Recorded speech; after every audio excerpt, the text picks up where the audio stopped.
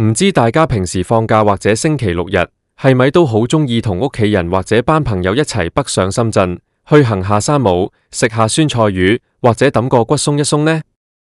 講真，而家高鐵或者地鐵咁方便，由西九龍出發20分鐘就到福田，由羅湖或者落馬洲過關更加係舉步之遙。北上消費簡直就變咗香港人嘅生活常態。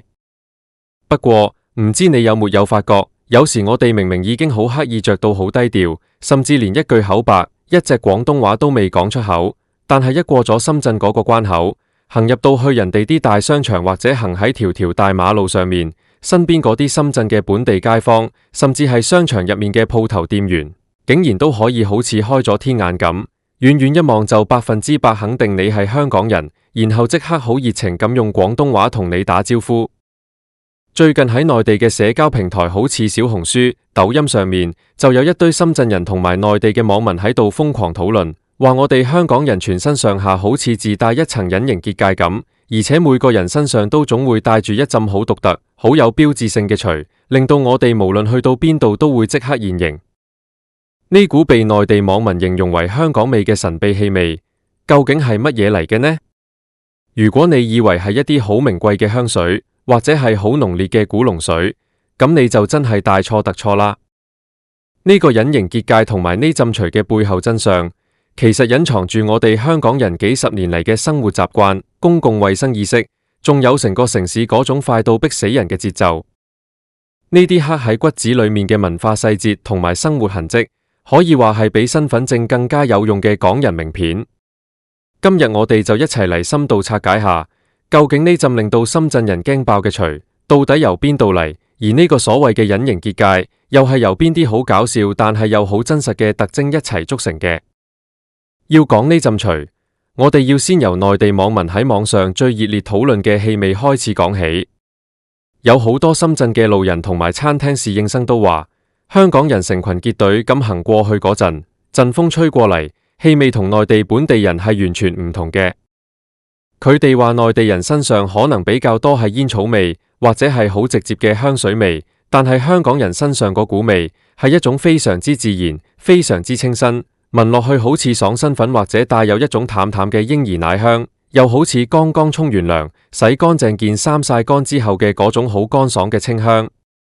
呢股味一聞落去就令人覺得好有精神，而且乾淨利落。好多內地網民都喺網上發帖跪求，問香港人平時究竟係用邊隻牌子嘅洗衣液，或者係用開乜嘢香薰，點解可以成身都散發住呢種好高級嘅乾淨感？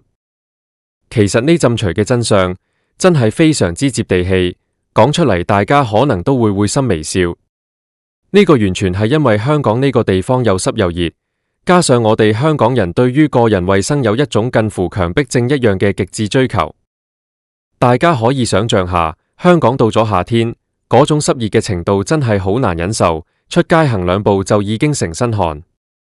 所以好多香港人養成咗一日可能要沖2次甚至3次涼嘅習慣，而最關鍵嘅原因係喺洗衫嗰個步驟度。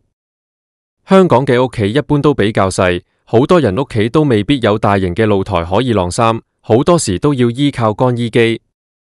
當大家洗衫嘅時候，通常都會落重本，不單止放大量嘅強效洗衣液，仲要加埋柔順劑，甚至近年好流行嘅衣物留香珠。當呢啲洗到香噴噴嘅衫放進去乾衣機入面用高溫烘烤過之後，嗰啲柔順劑同留香珠嘅微小香味分子就會被緊緊咁鎖死喺衣服嘅布料纖維入面。再加上好多香港人出門口之前都習慣咗要用止汗劑或者噴少少爽身粉噴霧，呢幾種味混在一起，再加上高溫乾衣之後嘅熱力餘溫，就形成咗嗰股獨一無二、辨識度極高嘅香港味。呢股味對我哋自己嚟講，因為日日聞住，可能已經習慣到完全察覺唔到，但係對於外人或者深圳嘅朋友嚟講，呢個就係最直接、最能夠代表香港人注重衛生、生活規律嘅隱形名片。除咗呢陣香噴噴嘅洗衣液錘之外，香港人身上仲有另一種形式嘅錘，嗰種就係我哋嘅穿搭風格，內地網民稱之為山系穿搭或者去行山嘅標配。你只要去一趟深圳地鐵，或者去到深業上城、萬象城呢啲香港人北上嘅熱門商場，你放眼望過去，只要見到有個人，佢嘅穿搭係完美符合以下呢個公式嘅話，咁佢9成9都係香港人。呢個公式就係一頂棒球帽，一件防風防水嘅薄風褸，一條好休閒嘅運動褲或者牛仔褲，腳上面搭住一對好舒服嘅運動鞋或者波鞋，而最重要嘅靈魂係背脊一定要孭住一個大背囊。內地網民笑埋一份，話香港人嚟深圳好似唔係嚟行商場，而係每個人都準備要去行山或者去露營一樣，甚至開玩笑話香港人係咪隨時準備要去征服深圳嘅唔同山。相比之下，深圳或者內地嘅年輕人平時去行商場嘅着衫風格會比較多元化，有時會好精緻，穿高跟鞋，着好正式嘅時裝，甚至會有好多文青風或者好誇張嘅潮流服飾。但係香港人永遠都係將實用主義同埋舒適度擺喺第一位。點解香港人咁鍾意孭背囊同着波鞋？因為喺香港生活，大家行路嘅運動量其實非常之大。喺香港搭地鐵，由轉線月台行到去出口，分分鐘都要行成10分鐘。而且香港人普遍覺得出門口一定要帶齊所有防身武器，背囊入面除咗要放遮、水樽、好薄嘅外套以防商場冷氣太凍之外，仲有一樣神物，係內地人一見到就會立刻斷定你係港人嘅，嗰樣嘢就係 Tempo 紙巾，仲要好多時係薄荷味或者茉莉花味嘅。內地網民話，只要見到有人由個袋度好自然咁抽一包厚厚嘅、好實淨嘅 Tempo 紙巾出嚟抹手或者抹台，完全唔使懷疑，呢個100%係香港過嚟嘅同胞。講到呢度，就不得不提另一個將香港人同內地人劃分開嚟嘅隱形結界，呢個結界就係行路嘅速度。香港係一個快節奏到令人窒息嘅城市，我哋由細到大，無論係返學、返工定係放假出街，行路嘅步伐都好似同時間競賽一樣，每粒鐘好似要行幾公里咁款。呢種急速嘅步伐已經變成咗一種肌肉記憶。當香港人過咗關去到深圳之後，雖然明知自己今日係放假嚟放鬆嚟消費嘅，但係只要一踏入地鐵站或者商場，那種趕時間嘅氣場就會自動自覺咁散發出嚟。香港人在深圳嘅商場入面，通常都係行得昂首挺胸，目不斜視，腳步極快。內地網民形容香港人行路嘅時候，好似個背囊有嚿嚿電池喺度推動緊佢哋咁，一陣風咁就喺身邊擦身而過。而深圳本地人行商場，通常都係好悠閒，慢慢行，一邊傾偈一邊睇下嘢。所以喺一堆行得好慢、好悠哉嘅人群裏面，突然間有幾個人好似開咗雙倍速咁向前衝，呢組人就係自帶趕時間結界嘅香港人啦。除咗行路快之外，香港人喺深圳街頭展現出嚟嘅眼神同埋精神面貌，都同內地人有好大嘅分別。好多深圳嘅網民觀察到，過嚟玩嘅香港人，普遍年齡層雖然可能由30幾歲到60幾歲都有，但係每個人望落去都非常之精神抖，血氣充沛。可能係因為香港人平時真係好熱愛運動，每逢放假都要去行山、跑步或者去健身房，所以就算到咗50幾歲或者60幾歲，個身形依然維持得好好，行路仲好有力量。不過喺精神抖嘅同時，香港人嘅眼神入面往往會帶着一種淡淡嘅防備心，或者係一種對陌生環境嘅小心翼翼。可能係因為兩地嘅公共空間文化有少少差異，香港人喺逼仄嘅地鐵或者商場入面，對人與人之間嘅身體距離係非常之敏銳嘅。如果有陌生人靠得太近，香港人會本能咁將個身移開少少，或者習慣性咁皺一皺眉頭，屏住呼吸。而且當我哋去到一啲需要用手機數碼點單嘅餐廳嘅時候，因為內地嘅電子支付同埋小程序點餐系統發展得太快，有好多平時喺香港少用呢啲系統嘅老人家或者中年街坊，就會顯得有少少無所適從。佢哋會好緊張咁拎住部智能手機，伸長個脖子，一邊偷偷摸摸咁觀察隔離台嘅內地網民係點樣操作，一邊細聲同屋企人商量要點樣掃碼。這種帶着少少迷茫，但又好努力想融入，同時又保持住一份禮貌防備嘅眼神，亦都係香港人好容易現形嘅原因之一。講到去餐廳食飯，香港人嘅飲食習慣，更加係將呢個隱形結界展現得淋漓盡致。大家都知深圳近年有好多好出名嘅餐飲品牌，好似探魚、泰義酸菜魚、潮汕牛肉火鍋，或者各式各樣嘅辣味條、燒烤等等。香港人去到呢啲餐廳，雖然好鍾意挑戰重口味，但係食下，我哋靈魂深處嗰種港式健康飲食 DNA 就會突然間覺醒。內地網民就總結出一個好搞笑嘅現象，佢哋話只要一枱人坐低，點咗滿滿一枱紅油滾滾、又麻又辣嘅川菜或者湘菜之後，最後竟然仲好執着咁，一定要加點一盤完全無油、無鹽、純粹用滾水淥熟嘅白灼菜心或者白灼生菜，咁呢枱人就絕對係香港人無疑。因為喺內地人嘅飲食觀念入面，如果去食麻辣火鍋或者重口味嘅菜式，配菜通常都會直接放落去個湯底度煮，等佢吸收晒啲汁。但係香港人唔得，香港人覺得食得太多煎炸同埋麻辣嘅嘢會好熱氣，必須要有一盤清清綠綠、清清淡淡嘅白灼青菜嚟平衡返。好似食咗呢盤菜心，個人就會即刻變得健康咗，無感罪大惡極咁。呢種對白灼菜心雷打不動嘅執着，經常睇到身邊嘅內地網民一頭霧水，但係對香港人嚟講，呢個係底線，係我哋對健康嘅最後一絲溫柔。除咗食菜心之外，俾錢嘅方式都係一個好大嘅特徵。雖然而家已經到咗2026年，大部分北上嘅香港人都已經好熟練咁學識咗用微信支付、支付寶或者一啲跨境嘅電子錢包，但係如果你去到一啲比較傳統嘅小店或者街邊嘅小食攤檔，見到有一啲年紀大少少嘅阿叔或者師奶喺個荷包度掏出一張張皺巴巴嘅人民幣現金，或者好認真咁喺度掃緊啲散紙銅板，呢啲通常都係香港過嚟嘅街坊。因為香港依然是一個現金同埋八達通非常之普及嘅社會，好多老人家出門口手上面無幾百蚊現金就會覺得好無安全感。當佢哋來到呢個連乞兒都可以用二維碼乞錢嘅內地社會嗰陣，呢種對現金嘅依賴就自然成為咗一個好明顯嘅港人特徵。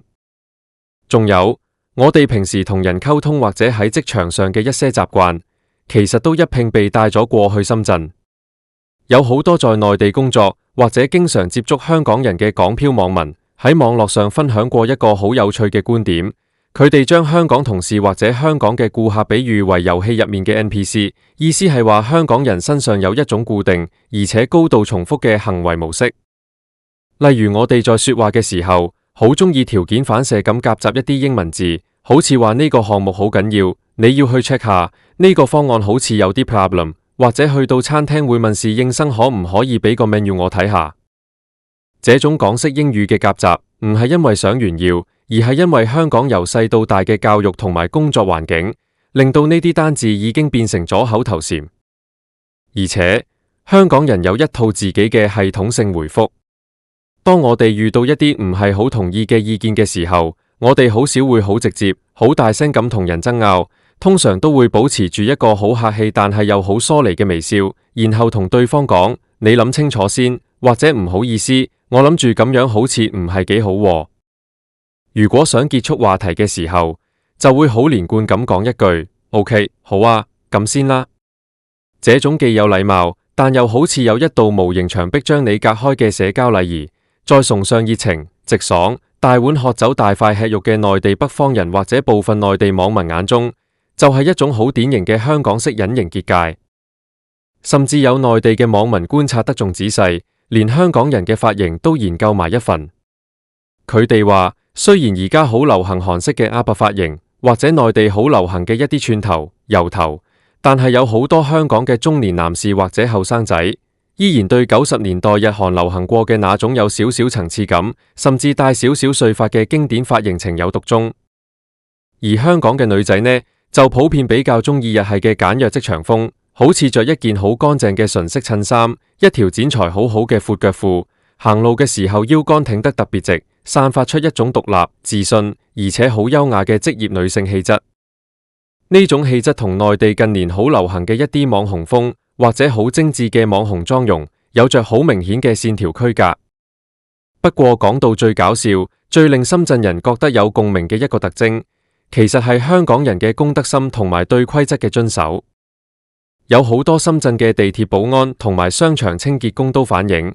香港人雖然行路快，成日趕時間，但係排隊嘅意識係非常之強嘅。無論係等電梯、等開飯落單，定係在關口排隊過關，香港人都會好自覺咁排成一條直線，好少會見到有港人去插隊。而且喺公共地方，香港人說話嘅聲浪普遍會刻意壓低。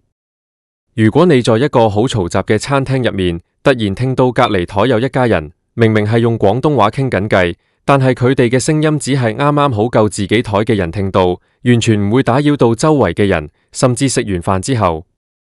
仲會好順手咁用剛才提到嘅 Tempo 紙巾，將自己台上面倒瀉嘅湯汁抹乾淨，先至施施然離開。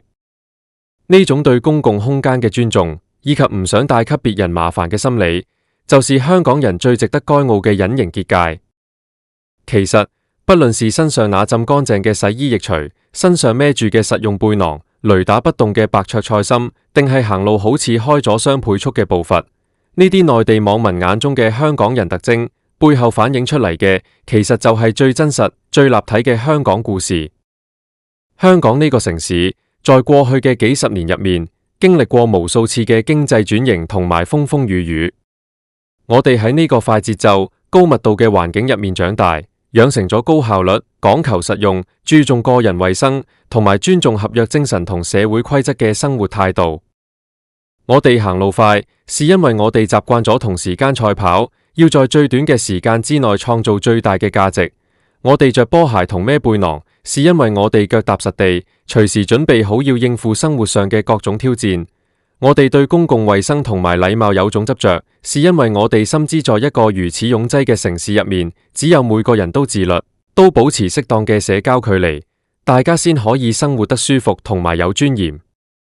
所以，當深圳嘅網民用放大鏡去打量我哋，話我哋自帶隱形結界，過關就現形嘅時候，大家千萬唔好覺得呢個係一種嘲諷或者貶義。相反，呢個其實是兩地文化在頻繁交流同碰撞之下，產生出嚟嘅一種非常之有趣，而且非常之真實嘅社會觀察。